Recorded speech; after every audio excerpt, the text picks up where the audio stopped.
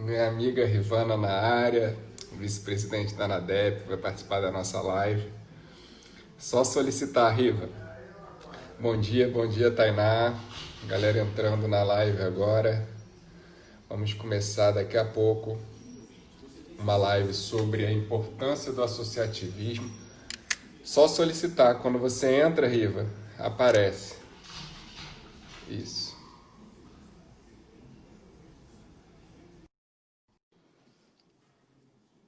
Delfino, meu amigo Delfino, defensor público do Espírito Santo em Colatina, Vivian, minha querida amiga Vivian.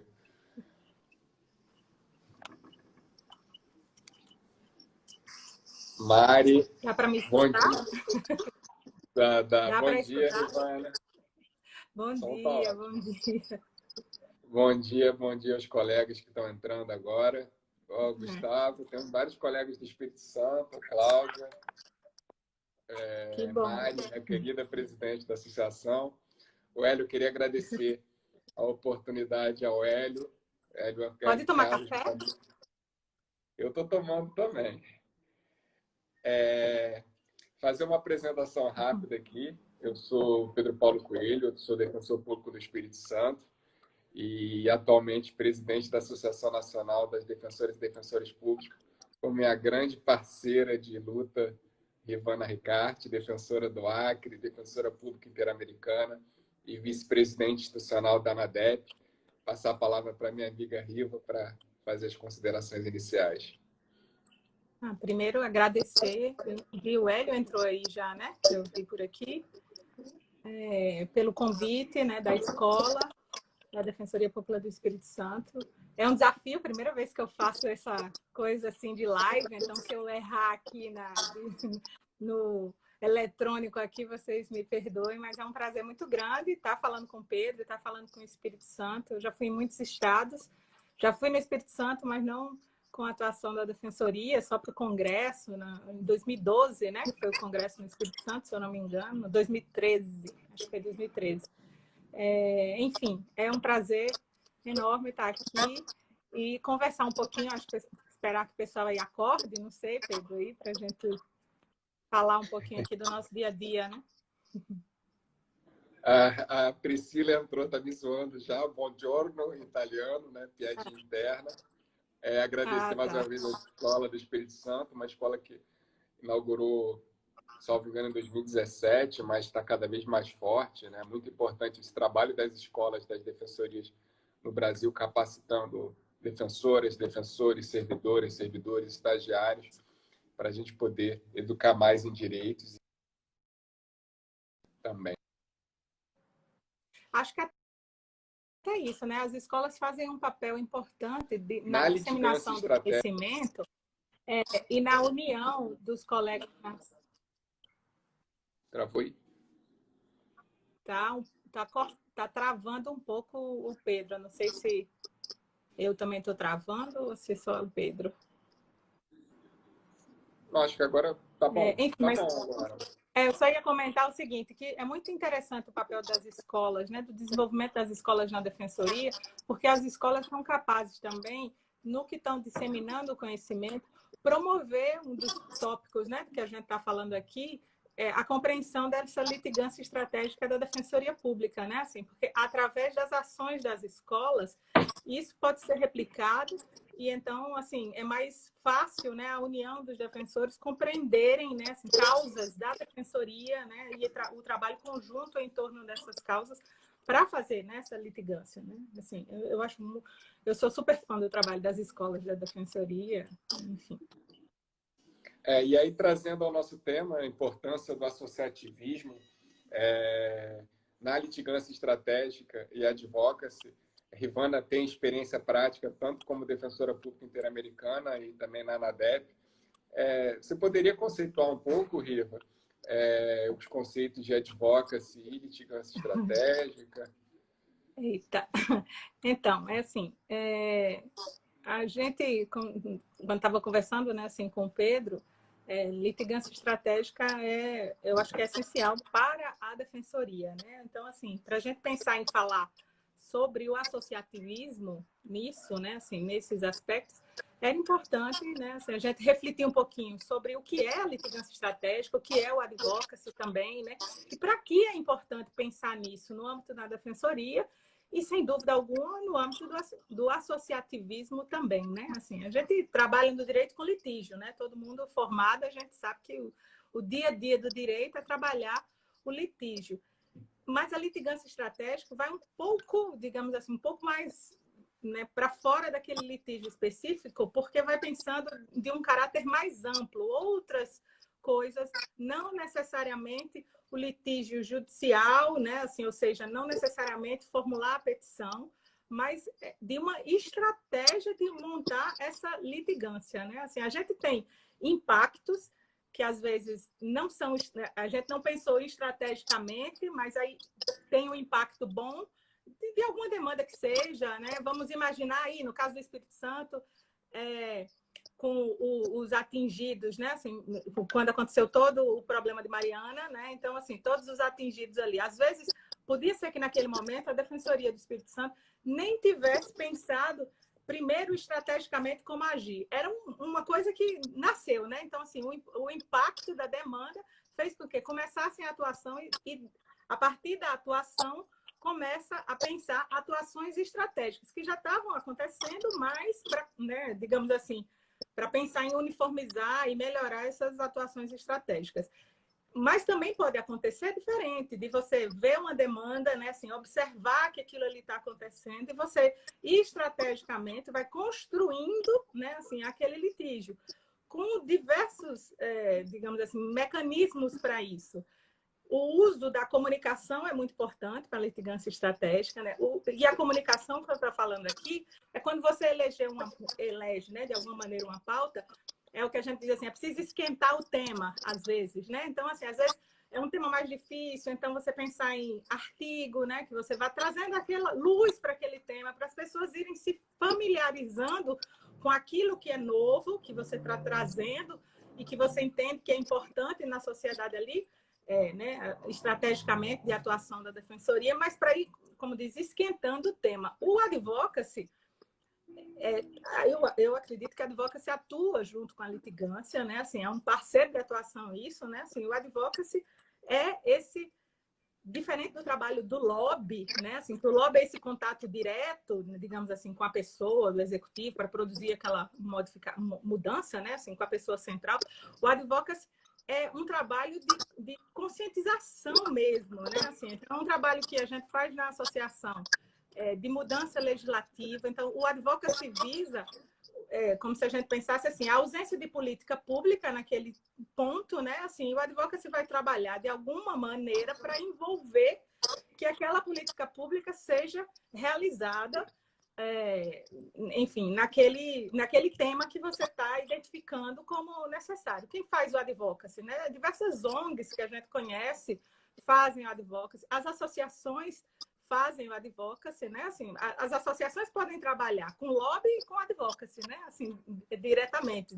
Vai muito depender da demanda. O advocacy, eu acho que é uma coisa que, de um modo geral, a defensoria faz muito, né? Assim, e faz bem, porque envolve as pessoas também, né? Então, vai do você conhecer qual é aquela ausência, né, na sociedade, a ausência daquela política e construir junto com a sociedade uma maneira de atuação em busca da concretização daquela política, que muitas vezes vai ser, sim, com a atuação legislativa, mas muitas vezes é com a incidência no próprio executivo, né, para construir protocolos, né, de todas essas maneiras são formas de atuação da defensoria e do associativismo aí, que Pedro sabe falar muito bem, né, Pedro?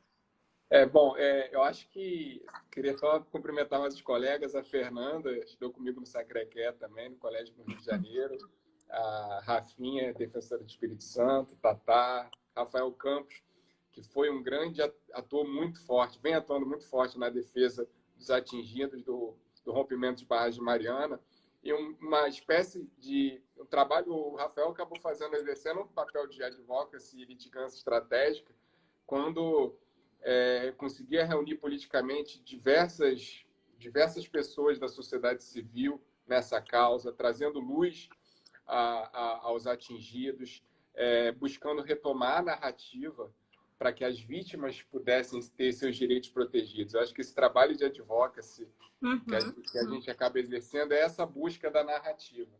A gente vê isso muito na ANADEP, né? A narrativa dos bancos, a narrativa do Banco Mundial, de que o Estado está quebrado, de que o serviço público tem que ser reduzido, e a gente busca retomar essas narrativas com essas estratégias de planejamento, comunicação e afins. É o que você falou, a palavra-chave, né? Eu acho que para advocacy, para litigância estratégica, é planejamento mesmo, né? Assim, porque embora advocacy venha de advocar, advocate no inglês, se você pense, né, nessa conotação jurídica, não é só essa conotação jurídica, né? Tudo isso que você estava falando, é para além do jurídico, né? Assim, essa ausência.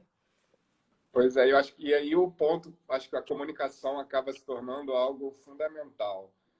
As defensorias vêm se estruturando, a ANADEP faz um trabalho fundamental de comunicação, porque a gente tem força, mas a força externa contrária aos nossos pleitos é muito grande, né? A iniciativa privada, a privatização do lucro, todo o ataque ao serviço público é muito grande.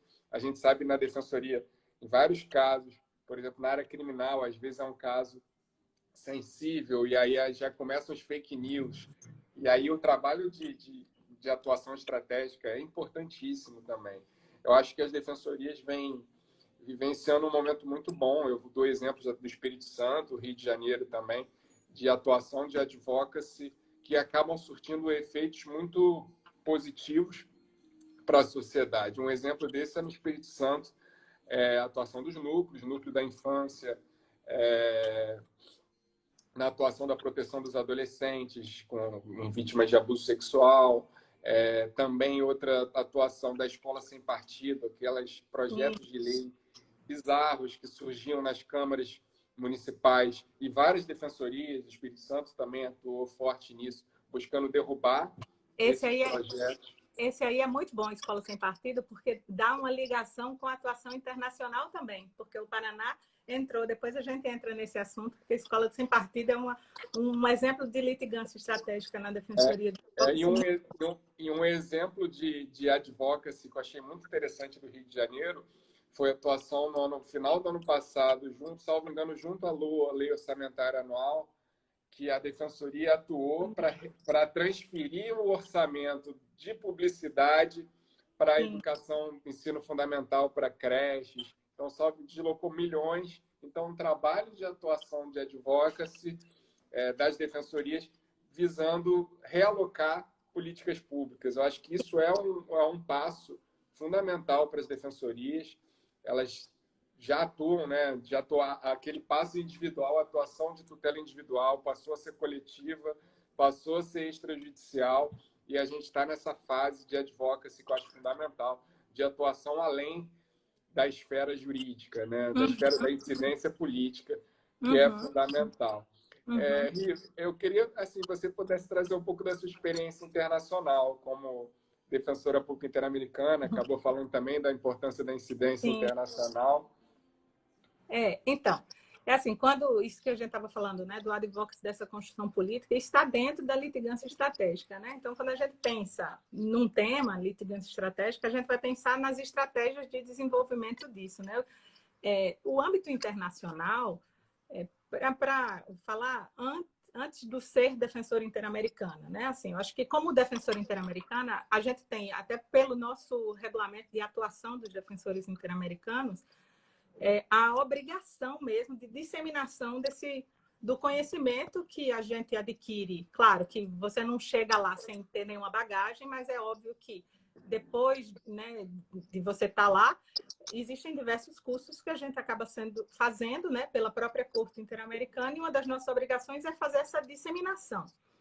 E essa disseminação, eu acho que auxilia muito para a litigância estratégica. É importante a gente saber que não existe uma defensoria interamericana, não existe uma instituição, né? São defensores públicos dos países que estão ocupando, exercendo uma função por um período, um mandato, né? Assim, eu entrei em 2016, depois tive uma renovação, mas já tiveram outros, e enfim, de vários países. Mas eu acho que o que é mais rico nisso é essa possibilidade de diálogo para a construção interna, né? Porque o interesse do sistema internacional não é que fique uma coisa distante, é que fique uma coisa próxima, e para ficar uma coisa próxima é preciso que a gente no país se aproprie, então, né, desses mecanismos, das decisões, das jurisprudências, para ir produzindo mudanças internas.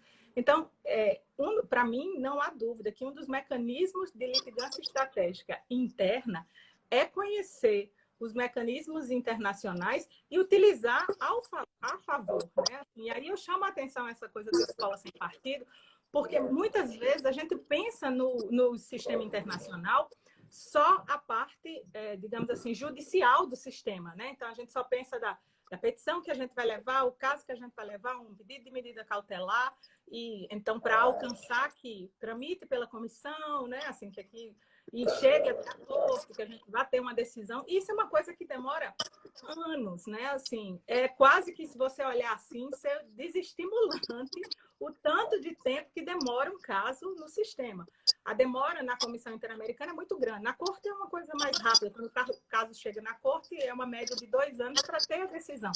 Mas existe caso em que eu atuo, que é caso de 95. Você imaginar que caso de 95 que teve a sentença em dezembro do ano passado. Né? Então, assim, é muito tempo para você imaginar. Mas existem outros instrumentos no sistema que são menos conhecidos, mas muito mais eficazes, que são os instrumentos políticos do sistema. São os instrumentos de pressão política que a gente pode utilizar e são os instrumentos essenciais para essa litigância estratégica.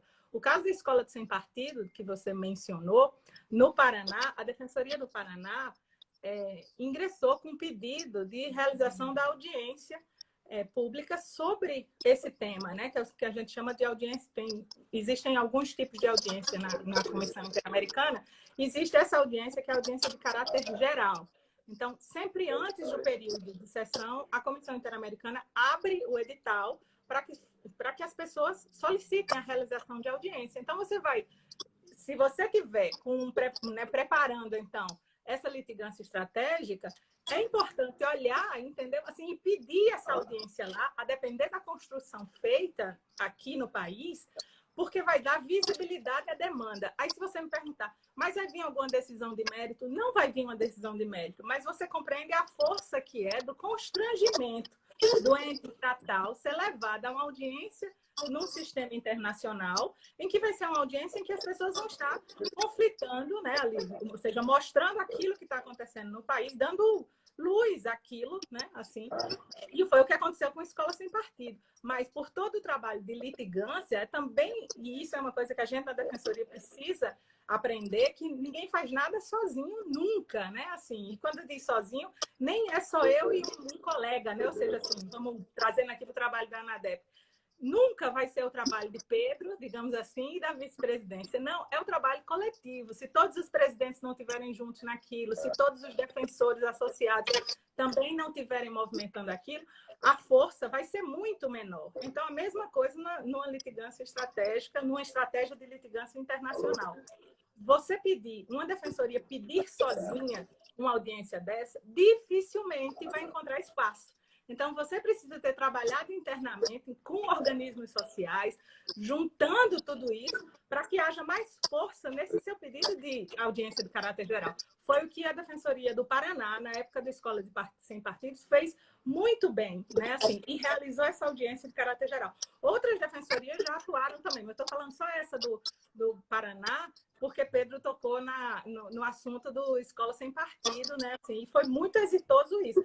E a audiência fica, né? Claro, está na comissão, qualquer um pode assistir, mas eu digo assim, é um mecanismo, né? Então, quando você pensa na litigância estratégica, você pensa de diversas maneiras, como eu estava falando, desde um artigo do jornal, as campanhas da ANADEP, né? Assim, Pedro, se a gente pensar, são campanhas de educação em direito que têm uma finalidade, né? Assim, não é uma coisa pensada, ou melhor, né? Assim, não, vamos fazer porque é legal fazer uma campanha, né? Assim, não é isso, né? Aquilo ali é um trabalho estratégico, as campanhas que a ANADEP faz anuais. Desde o tema escolhido, a maneira de trabalhar o tema, né? Assim, o que é que a gente pode alcançar com aquele tema? de mudança, né, assim, de política, né, e para melhorar também as portas para o trabalho legislativo, que aí o Pedro pode falar muito melhor do trabalho legislativo. Eu acho que só começar um pouco, os colegas que não conhecem tanto a história da ANADEP, lembrar acho que lembrar da fala da presidenta Sueli Pletz, né, Riva? Foi tão emocionante. De como a inserção da Defensoria Pública surgiu na Constituição Federal. E ela surgiu basicamente de um guardanapo escrito pela primeira presidenta da ANADEP, Sueli Pletz, defensora pública do Mato Grosso do Sul, que permitiu a inserção dos dois dispositivos no artigo 134, né? O artigo 134 e seu parágrafo único na época. Hoje a gente tem 5 dispositivos, tem mais vários dispositivos, não só na Constituição, mas Código de Processo Civil, Código de Processo Penal. A ANADEP trabalhou muito no pacote anticrime para defender o modelo público de acesso à justiça. E eu acho que a gente falar um pouco também do glamour ou não glamour da nossa atuação, né? Porque quem vê de fora vê a presidência, a ANADEP, mas sabe como a Juju está chegando aí, ex-presidente do Rio de Janeiro, sabe como a gente bate perna na Câmara dos Deputados e no Senado Federal para implementar emendas, implementar textos da ANADEP. E a gente fazer um histórico, né, da atuação da Associação Nacional. A Vivian está falando também de outro caso, não estou conseguindo ler.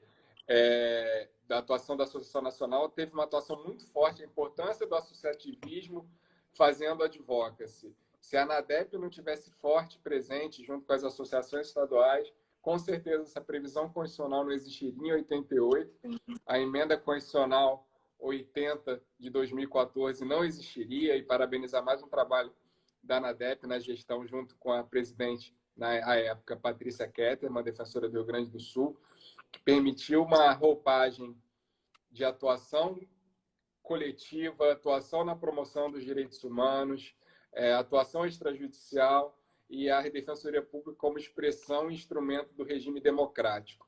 A gente está vendo aí a presença também do Augusto, o presidente da APADEP, diretor jurídico da ANADEP.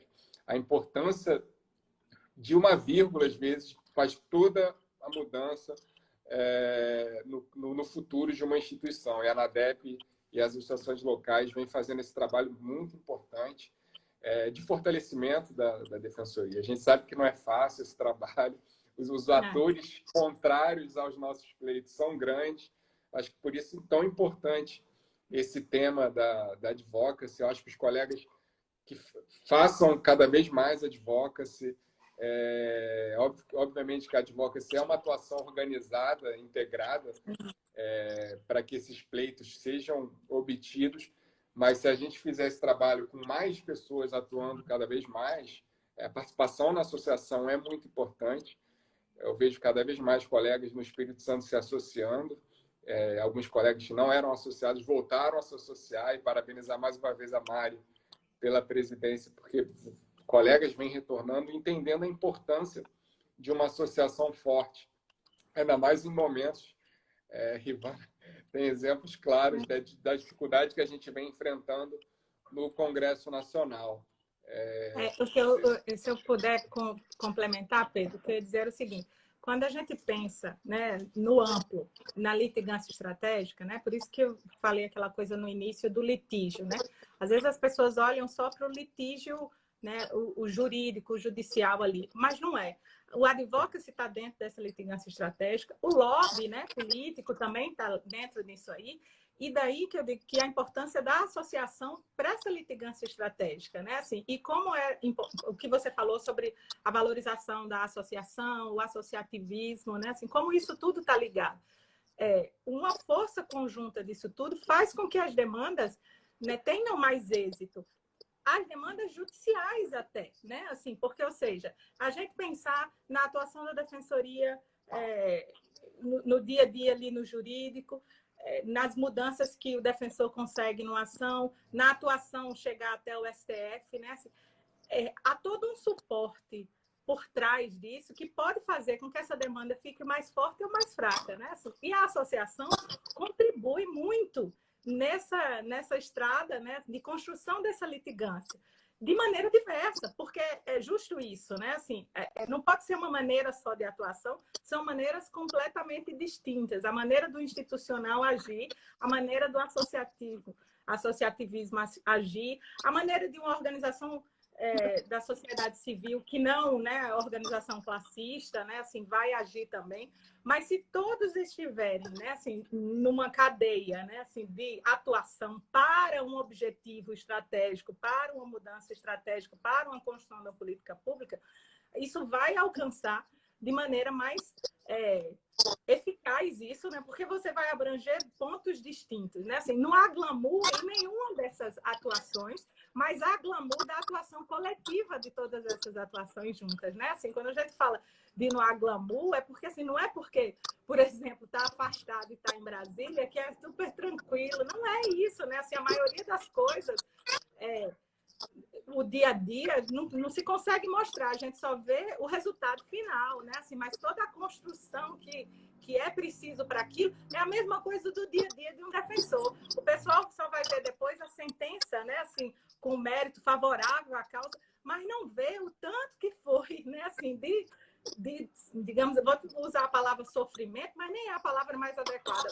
O tanto que foi de trabalho para aquela construção daquele resultado, né? Assim, e não tem glamour em nenhum desses, mas tem glamour do resultado obtido, né? Assim, com isso tudo. Então, é a mesma coisa no nacional, é a mesma coisa nos estados, a mesma coisa no nacional associativo, nos estados associativos, né? Na associação estadual, também na atuação de cada defensor e defensora, e também no internacional, né? Assim, não existe uma romantização dessa atuação, né? A atuação, se não for pensada estrategicamente, ela não vai obter o êxito, né? Assim, a mesma demanda... o Mafezoli entrou aí, o nosso primeiro defensor interamericano, né? Assim, parabéns, né, Mafezoli? Diretor internacional da ANADEC. Realmente inspiração para mim na Defensoria Interamericana. Na Defensoria não, né? Como defensor interamericano na atuação, mas eu queria dizer que mesmo a atuação, no caso internacional, é uma atuação estratégica, né? Por quê? Porque se são tão poucos os casos que chegam à corte, por exemplo, né? Só para dar um exemplo, isso, o que a gente precisa é que o resultado da sentença da corte seja um resultado que venha a produzir modificação no âmbito interno, né, assim, dos países, não só para aquele país que recebeu aquela sentença específica do caso. Para aquela dali, o resultado é muito bom também para a vítima, né? Assim, mas a gente tem que pensar que tem que produzir uma mudança de atuação no Estado e que sirva também para outros estados modificarem a sua maneira de atuação por causa, né, daquele paradigma da corte. Então, o trabalho vai sempre ter que ser estratégico. Em cada caso, a gente pensar, e eu acho que, pelo menos isso como defensora interamericana, que eu penso, qual é a mudança, qual é o avanço que eu posso conseguir com aquele caso. Tem casos que não dá tanto, mas tem casos que você vai avançar mais na jurisprudência. E isso é estrategicamente você ir crescendo. Com a associação, da mesma maneira. Às vezes a gente não consegue, né, assim, de uma vez só, né, Pedro, o que a gente queria, né, naquele momento inicial. Mas aí você vai caminhando para empurrar um pouquinho mais na frente, né, assim, e a gente já ter hoje os parlamentares conhecendo o que é defensoria. Isso tudo é de um trabalho que começou lá atrás, como você falou, da Sueli, né, como ela narrou, escrevendo um guardanapinho o que era a defensoria ali, né, na primeira vez. E o que foi feito depois disso, para que a gente, por exemplo, tem agora no 19 de maio, como a gente teve, o ministro do STF fazendo uma abertura, né, assim, de uma semana de comemoração da Defensoria Pública, o que é, então, ter tido esse ano, tantos com o uso de rede social, né, tantos parlamentares, tanto no âmbito estadual como no âmbito federal, fazendo cards, né, alusivos à data, parabenizando os colegas. Isso pode parecer pouco, mas isso é tanto no trabalho de você empurrar estrategicamente para que se conheça e fortaleça a defensoria, né? Eu acho que o nosso processo ele é muito longo, né? A gente vai passar nossas vidas e a defensoria fica. A gente vem percebendo que os deputados, senadores, eles têm um carinho pela defensoria. Alguns desconhecem o trabalho, por isso que a importância da comunicação é muito grande. Alguns vinculam a atuação da Defensoria muito à área criminal, não Sim. compreendem o nosso trabalho, inclusive na área criminal, que é tão importante, visando combater essa tão grave seletividade penal. Mas eu lembrei de um caso, até falar de litigância estratégica, a gente também tem que fazer uma menção aos colegas do GAETS, do Grupo de Atuação Estratégica nos Tribunais Superiores, que vem fazendo litigância estratégica atrás de litigância estratégica, e o colega Flávio estava aí participando, o nosso vice-presidente também, do GAETS. E olha só, não me recordo quem foi o colega defensor que me contou esse caso, mas era um caso que estava no STJ, de uma alegação de tráfico privilegiado de mais de 400 quilos de maconha. E aí eu acho que é um exemplo de litigância não estratégica. E ele falando, nossa, isso é um caso muito ruim para se trazer para a corte. Então, eu acho que a litigância estratégica é exatamente isso, é planejar qual briga você vai ter, qual briga vale a pena ter, qual argumento, porque se a gente consegue, num caso muito mais tranquilo, uma jurisprudência positiva no STF, no STJ, replica nas bases e tem muito mais efetividade. Mas se vier um precedente negativo nesses casos, aí é muito ruim para a atuação, né? Eu acho que isso daí tem que ser muito bem pensado. Por isso que o planejamento é muito importante na litigância, na advocacy. É isso, a palavra é essa, é planejamento. Então, é quase você mapear digamos assim, o estado das coisas, né? Como estão, onde é que eu posso, para onde eu quero seguir, né? Então, você fazer as coisas planejadas e como, né, que eu posso ir. E isso que você está dizendo, nem todas as batalhas vão levar a gente ao pódio, né? Assim, então, não dá para tentar arrastar tudo, né? Assim, você tem que ir vendo qual é o caso melhor, né? Por isso que eu digo, a experiência do internacional também é muito isso, né? Assim, há uma ânsia, às vezes, né, de todo mundo, eu quero levar um caso ao sistema, eu quero levar um caso ao sistema, porque que existem tantos casos que não vão à frente, né? A comissão recebe milhares de casos e poucos chegam à corte, menos ainda chegam à sentença, né? Assim, porque é isso, precisa desse trabalho estratégico do chegar, né? Eu lembro em 2016, quando a primeira vez teve um curso litigância estratégica em gênero e raça, promovido pelo Fórum Justiça, no Rio de Janeiro, né, na PUC, em 2016, isso, eu não me lembro direito o mês. Então, aí eu fui para falar sobre a perspectiva de gênero, né, assim, nessa atuação estratégica.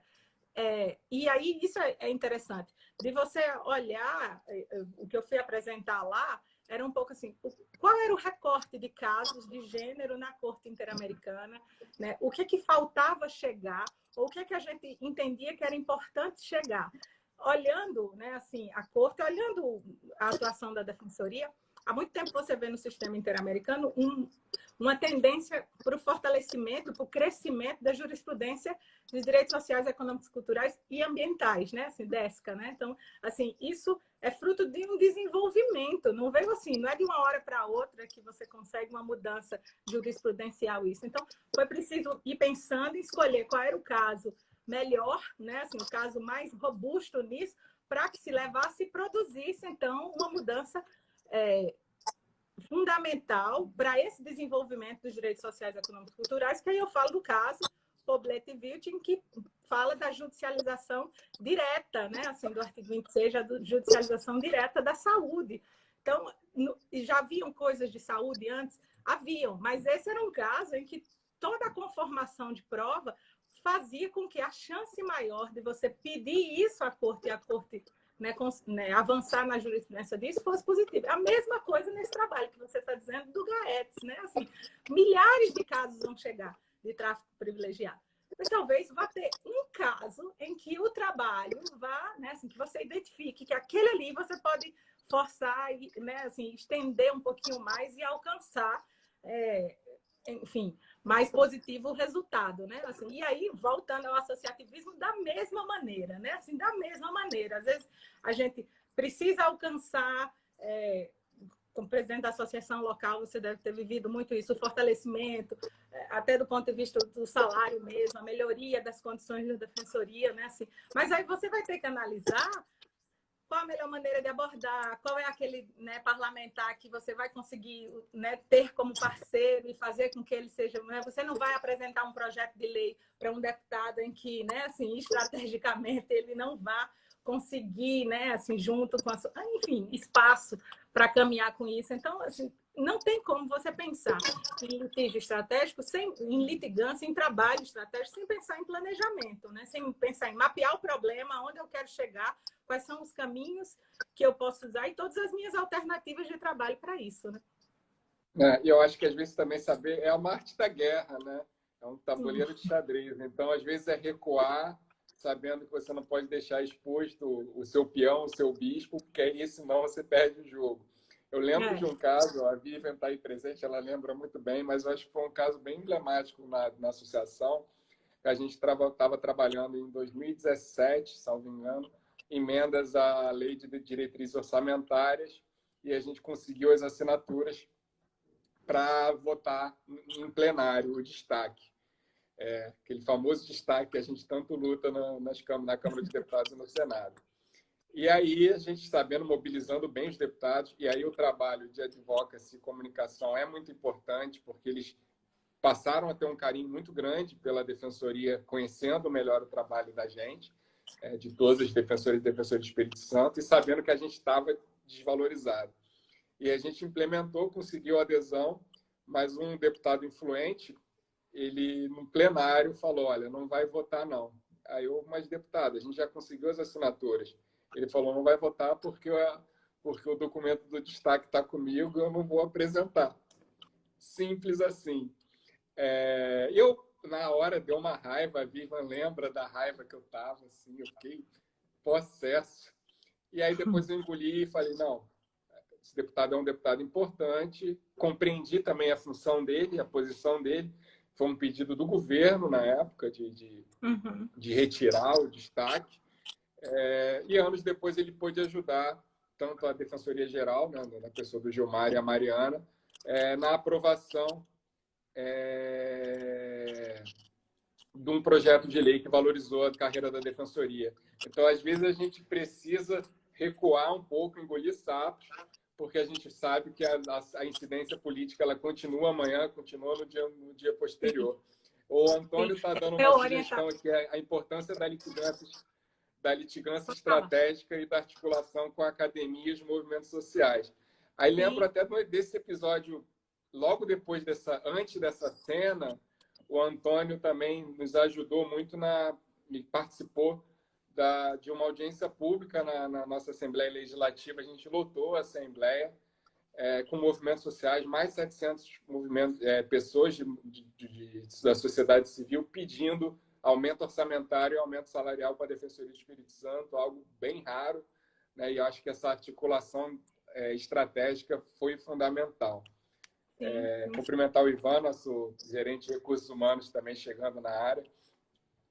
O que eu ia dizer é o seguinte, meu orientador do doutorado, ele falava uma coisa que sempre, eu lembro que isso cabe muito, né? O bom é inimigo do ótimo, né? Assim, às vezes você está satisfeito com aquilo ali, ou seja, você, com o deputado estava com o destaque na mão, então aquilo ali era bom para você, né? Assim, só que talvez naquele momento você não visse que poderia vir uma coisa melhor, né? Assim, o ótimo depois, e você estava agarrado naquele bom, né? Naquele momento ali, né? Então é muito difícil isso, mas é um aprendizado, né? Assim, nem toda luta vai ser ótima, né? Assim, mas nem sempre a gente pode se contentar com o bom, né? Às vezes a gente perde o bom para tentar alcançar o ótimo, assim. Mas eu não consigo ver o comentário aqui que você falou sobre a academia, né? Assim, ter trazido o Mafezola, ter levado, né, o Mafezola aí para o Espírito Santo, não que você não está no Espírito Santo agora, mas para o Espírito Santo, né?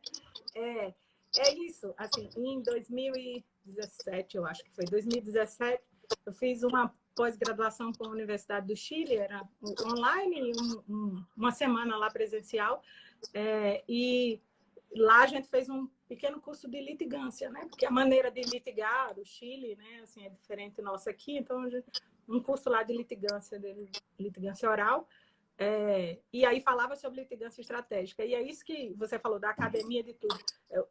Um dos exercícios que a gente fazia no curso era imaginar um projeto de lei que a gente quisesse, né, assim, implementar, né, alguma mudança nisso. No caso lá, era especificamente o casamento, né, a discussão no curso era o casamento entre pessoas do mesmo sexo. O casamento mesmo, a mudança disso, né? Então, era de pensar que estratégias que a gente poderia ir trabalhando para isso. E aí, uma das coisas que se falava era isso, essa atuação conjunta da academia, né? Trazer especialistas para falar sobre o assunto, um artigo que é escrito num jornal de grande circulação, para que a própria sociedade fosse lendo e quebrando o tabu com o tema, né? Digamos assim.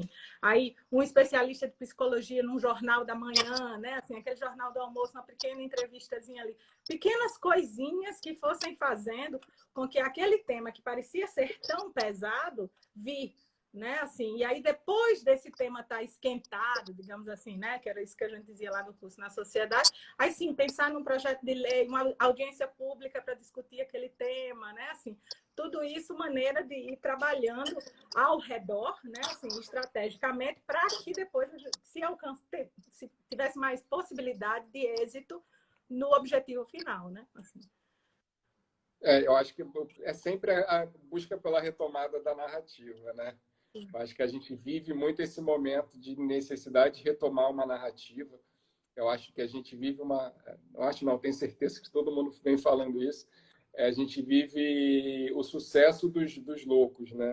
As pessoas escrevem coisas mais esdrúxulas do mundo baseadas em nada, em nenhuma comprovação científica e ganham likes. E eu acho que as pessoas buscam like, elas não querem ajudar, né? Elas não querem. E aí a busca da retomada da narrativa, né, pela Defensoria, que é uma instituição tão séria, é muito importante, né? Eu queria falar um pouco também, Ivana, da nossa atuação da ANADEP no STF. A gente teve algumas decisões recentes, eu acho importante falar também, porque é uma litigância estratégica extremamente importante, essa atuação, principalmente na defesa da nossa autonomia funcional, administrativa e financeira, né? A gente teve esse ano a DPF 682, no final do ano passado, do Piauí, que garantiu a autonomia financeira da Defensoria do Piauí e a necessidade do repasse de crédito suplementar para a Defensoria do Piauí, que permitiu o pagamento de servidoras, defensores. Eu acho que foi uma atuação muito estratégica do nosso escritório, porque a gente conseguiu mapear e prever tudo que iria acontecer. A partir do momento que a relatoria foi decidida, a ministra Carmen Lúcia, que nem sempre decide liminarmente, sabíamos da possibilidade de insistir na liminar com o ministro Dias Toffoli, conseguimos essa liminar. Eu acho que essas pontuações estratégicas são muito importantes. Bem pertinho do Natal, né? Bem perto do Natal, foi dia 23 de dezembro. A nossa relação com o ministro Dias Toffoli é ótima, então permitiu também um grande acesso para que ele analisasse a liminar. Eu acho que a litigância estratégica ela precisa de muito estudo, né? Eu acho que analisar quem vai julgar a sua causa, sim, os atores, tudo tem que ser analisado. Né? Não, e isso a gente tem que fazer no dia a dia, no judicial, né? Assim, para todo o planejamento, né? O colega que está lá na ponta, conhecer quem é o juiz, como é que ele está julgando, né? Aquilo, o seu juiz lá na comarca, né? Assim, também o tribunal, e aí também seguindo outra de litigância desses que está acontecendo, né? Mas que houve agora o parecer super favorável, da OAB, né?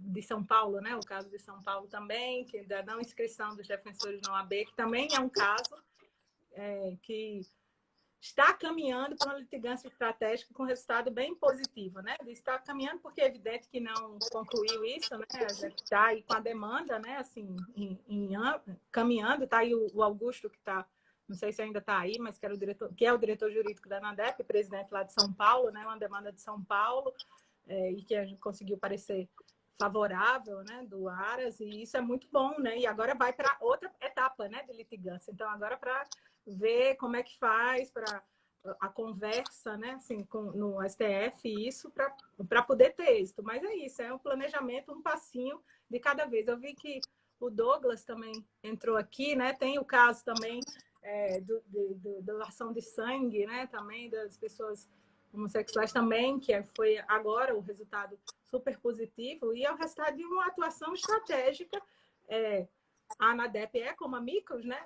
Entrou como amigos nesse caso, mas eu digo assim, é toda uma construção que foi feita por organismos da sociedade civil, né? Assim, de ir trabalhando como esse tema chegar, para poder, ao final, ter esse êxito, né? Ou seja, é uma conformação uma conjunção de atores para que haja, né, assim, êxito nessas demandas, né? Ninguém faz nada realmente sozinho. Eu acho que a prova maior são esses casos de êxito estratégico, né?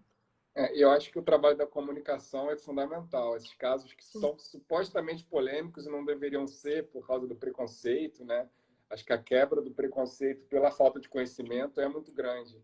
A própria comunicação de crise, né? A comunicação de crise é fundamental. Eu lembro de um caso, assim, é de um amigo meu advogado, mas eu achei bem interessante, que ele acabou fazendo, ele é advogado criminalista, de júri também, e ele talvez não percebendo, mas ele fez uma litigância estratégica muito interessante num júri no Espírito Santo, muito, muito polêmico, que era da morte de um juiz muito importante no combate à corrupção, lá no Espírito Santo, o juiz Alexandre. Então, foi um júri que comoveu toda a cidade. E quando comove, a gente sabe que a mídia no júri ela acaba tendendo para a condenação. Sim. E ele percebeu, ele mapeou todas as matérias. Achei muito interessante isso. A equipe dele mapeava todas as matérias que saíam do caso, e cronologicamente, e ele foi percebendo as contradições das matérias. Apresentou essa contradição para alguns jornalistas, um comprou a ideia dele e passou a entrevistar todas as pessoas de novo. A matéria que saiu próxima do júri foi uma matéria que criticava um pouco essas contradições. E aí, provavelmente, algum jurado leu, deve ter influenciado, eu não sei, confesso que eu não sei, mas acabou absolvendo o seu acusado. Então, acho que a litigância estratégica e o trabalho de comunicação, ele é de todas as esferas, né? Não, esse caso aí é típico, né? Esse caso aí é um caso típico mesmo de um trabalho estratégico que ele fez, né? Assim, é maravilhoso, maravilhoso mesmo. Essa percepção, né? A gente sabe que o defensor, a gente tem muito trabalho. Eu que sou titular do júri, sei que não teria como eu sozinho fazer esse trabalho, mas a gente utilizando a nossa estrutura de comunicação, que cada vez é mais forte nas defensorias públicas, o trabalho da associação, para a gente quebrar narrativas, eu acho fundamental, né? E o que você falou é um desafio, né? Porque, assim, é diferente da atuação. A atuação da defensoria é diferente da atuação de um advogado privado, né? E também diferente da atuação de ONGs, né? Assim, que tem uma bandeira, né? Assim, e trabalham naquilo ali. A nossa atuação é muito ampla, né? Então, eu acho que é um desafio a pensar, né, em como a gente pode crescer como defensoria, né, no nosso e conseguir você cheio de processo, eu numa vara genérica com 2.000 cacetadas de processo, é evidente que eu não vou conseguir fazer tudo de maneira super estratégica assim, se fizer sozinha, né? Então, eu acho que o desafio da defensoria talvez seja pensar como, né, fazer um defensorar diferente, né, assim, estrategicamente, dentro dessa realidade também de pouca condição financeira das instituições, né? Assim, pouca também condição de equipe de trabalho, né? Assim, muitos colegas também não têm uma equipe grande, que é a mesma coisa que a gente passa na ANADEP, né? Eu acho que às vezes as pessoas acham que a ANADEP é enorme, a ANADEP é uma equipe de funcionários, de 2 na comunicação, 2 no administrativo e uma no financeiro, ou seja, assim, são 5 pessoas ali que carregam, né? Assim, o trabalho ali de fundo, né? De fundamento da ANADEP, com carinho, né? Assim, com esforço mesmo, né? De união nesse trabalho. Então, a mesma coisa o defensor na defensoria. A estrutura é muito pouca e a gente precisa pensar como se unir, né, assim, a parceiros de trabalho. E aí é o que eu digo, no defensor no dia a dia, no organismo da sociedade civil, você não vai ter conhecimento de todos os fatos que chegam na sociedade, que estão na sociedade, e muito menos conhecimento aprofundado de determinadas temáticas, que quem vai saber é aquela ONG, é aquele movimento social específico, que a gente precisa saber que a gente não vai, como diz assim, a nossa voz como defensor não pode ser maior do que a voz desse movimento. A gente tem que ser amplificador dessa voz. Então, a gente precisa... aquilo que a gente tanto critica, né? Assim, às vezes, assim, de juiz, né? Falando aqui no nome, da decisão, que é coisa totalmente de saúde, falando coisas como se ele tivesse o conhecimento de saúde. É preciso você reconhecer que você não sabe e que você precisa de parceiros para isso. Na ANADEP, na associação, da mesma maneira, né? Assim, a gente sabe que a gente precisa de parceiro para atuação, parceiro desde os presidentes estaduais, parceiro dos colegas que compõem ali a comissão, né? Assim, e ajudam tanto nas comissões da ANADEP, na construção desse trabalho legislativo também, para que a gente possa produzir notas técnicas com tantos fundamentos, né, assim, que os parlamentares citam, né, assim, o que a gente leva de material para ajudar nesse trabalho legislativo. Então, o fato é que ninguém faz nada sozinho e que o trabalho de litigância é um trabalho de planejamento e de atuação conjunta em diversas frentes de trabalho. Pois é. Queria só cumprimentar o Gustavo, meu amigo, foi meu roommate no início de defensoria, a gente morava numa república, defensor público do Espírito Santo, a Samanta também, né, me ensinou muito no atendimento inicial. Vovó Ivonete está aí na área. A Rita, minha irmã também. Eu não sei se a gente falou da Rita, mas Rita é maravilhosa, ex-coordenadora da Comissão da Mulher da ANADEP. E as comissões da ANADEP, elas são muito importantes para essa atuação estratégica. São 13 comissões. A do ano passado fez um trabalho fundamental na campanha da mulher. Deu muito espaço político para a ANADEP atuar. A gente participou de diversas audiências públicas. Samanta, colega também do Espírito Santo, Samanta Negres, primeira colocada do 4º concurso. E qual mensagem, assim, você daria... Não, deixa eu só falar uma coisinha, Pedro. Quando você falou aí da campanha da mulher, que eu acho que é importante falar nisso, né? Quando a gente pensa nas campanhas, a gente pensa, né, como a gente falou, de uma mudança, né, política mesmo.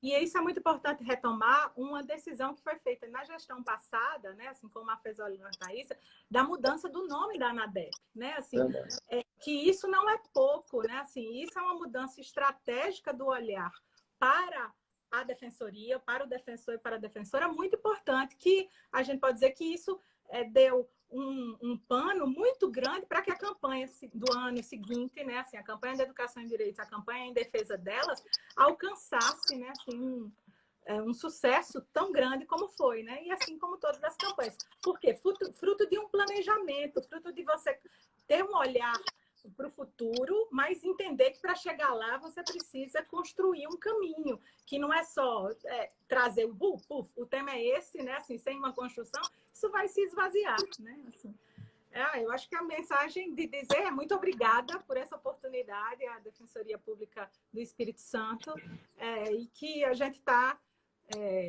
junto, embora aqui em Brasília, vocês aí, mas eu acho que a gente está junto pela associação e por todos os outros canais possíveis para construir isso. Acho que o objetivo comum é construir uma defensoria pública mais forte, né? Eu acho que esse é o caminho. A ANADEP vem fazendo essa defesa não só, né, em âmbito estadual, nacional, mas também internacional.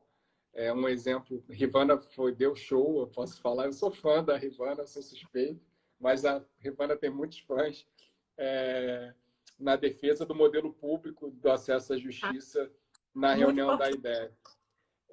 A gente atua, né? A IDEF é uma associação interamericana de defensores públicos, né? Representando defensorias e associações de países latino-americanos, e havia a possibilidade de uma associação americana mista, híbrida, de advocacia com defensores públicos, um modelo um pouco duvidoso sobre a defesa do modelo público, ingressar na IDEF. E aí a defesa contrária ao ingresso da Rivana foi fundamental, né? E mostra essa importância da gente estar o tempo inteiro ocupando todos os espaços possíveis. Não, mas um conjunto ali, né? um conjunto naquele dia ali, né? Iniciado com uma fesolha, discussão, né? A gente conseguia ir ali também no trabalho, olha só, de convencimento de bastidor, né? Porque isso que é verdade também. Então, conversando com os representantes, os defensores, representantes, então, das defensorias dos outros países e também da associação, né? Ou seja, assim, e fazendo esse trabalho de bastidor quase, esquentando essa discussão para que na hora da decisão, na hora da assembleia para decidir isso, tivesse êxito, né? Assim, eu acho que é uma prova que é preciso estar sempre, né, assim, trabalhando dessa maneira, né? Fazendo lobby no momento que é necessário, trabalhando com advocacy, né? Assim, e trabalhando estrategicamente, que é o que une isso tudo, né? Assim. Eu nem sei que hora a gente começou, Pedro, direito. Mas faltam 2 minutinhos para a gente encerrar. E o advocacy, ele não tem lugar, né? Eu lembro também no projeto anticrime, quando ia passar um texto falando da advocacia dativa, fomentando a advocacia dativa, a gente trabalhou o contrário, conseguiu retirar o termo advogado nomeado. Então, assim que a gente vai lutando. Se a gente não precisa dizer também que a advocacy exige, às vezes, também se esconder da polícia legislativa no plenário, né? É verdade. Significa também, né, entrar tipo abaixado no meio dos seguranças e no meio dos assessores de imprensa, né? Pedro desse tamanho, mas ele sempre consegue, gente. Vocês precisam saber como o Pedro é habilidoso para entrar no plenário, porque não pode entrar, mas é habilidoso para entrar e tentar ir para o corredor central para poder falar com os deputados ali, tentar algum convencimento ali na hora da votação. Pedro tem arte em fazer isso. Embora às vezes eu já tenha visto ele ter que sair correndo, né, jogar as coisas assim, a polícia está vindo atrás, fugir da polícia legislativa, Douglas, e se esconder um pouco ali durante algum tempo no banheiro do plenário para ver se a polícia esquecia dele. Mas como esquecer um homem desse tamanho, né? Então, assim, mas são difícil. Coisas interessantes da vida associativa também, que pouca gente sabe. E que o Rodrigo Maia não esteja vendo, mas acho que talvez a minha maior audácia foi ter se tornado segurança do Rodrigo Maia na presidência. A equipe de segurança do presidente Rodrigo Maia estava entrando com ele em espaço restrito, eu virei segurança e fui seguindo e barrando jornalistas. Daqui a pouco de dar um jeito para a gente poder entrar no plenário. A dificuldade, a Mari está aí, sabe como é difícil a gente entrar no plenário, entrar e poder articular, poder fazer esse advocacy presente firme ali com os deputados. E a gente tem que se virar. Realmente penetra de pão de bico. A gente tem que dar um Acho jeito. que até uma coisa de comunicação que é importante, que é pouco, e talvez as pessoas não percebam. Até aquela pastazinha da ANADEP que a gente carrega é um detalhezinho de comunicação para que as pessoas olhem, né, assim, que a gente está ali. As pessoas que eu digo, gente, não são só associados e associadas, não. São os deputados, para identificar. É muito bom quando a gente já chega no gabinete do deputado e a gente já vê que tem um material ali, ele já sabe quem é a ANADEP, né? Assim, eu acho que é bem gratificante e isso é um trabalho de comunicação, né? Assim, um pequeno trabalho de comunicação de imagem ali, mas que surte um efeito muito bom. Vivian, o Pedro tem uma cara de pau maravilhosa. E Rivana, suas pastas. A gente faz assim, uma dupla que eu sou muito fã da dupla, porque a gente se complementa muito bem, né, Riva? Sim, você é extremamente organizada, diligente. Eu não sou a pessoa mais organizada do mundo e a gente vai... Eu acho que isso que é o bonito também das associações. A ANADEP vem vivenciando um momento muito bonito de perfis muito diversos se complementando e somando muito, né? Cada um com sua qualidade, com suas características. O Flávio, super técnico. O Flávio, super técnico, mas que traz uma leveza também, né, nas colocações. O Gustavo também, com o pensamento bem legislativo. A Maria Carmen, né, assim, que faz assim, maravilhosa na atuação legislativa, gente. É uma atuação que é mais de bastidor ali, mas que é fundamental, né? Assim, o Augusto no acompanhamento da pauta jurídica, diretoria de comunicação, diretoria de eventos, os coordenadores das regiões, né? Assim, que fazem também com que as demandas a gente consiga olhar de maneira mais regionalizada, né? Assim, consiga organizar os encontros regionais também, né? Nisso, assim, são atuações essenciais, né? Assim, a ANADEP é feita por tudo isso, né? Aí faltam 20 segundos, pessoal. A gente vai encerrando. Agradecer presença de todos e todas. Até mais e sigam o Instagram da Escola da Defensoria do Espírito Santo. E da ANADEP. Tchau, gente. Tchau.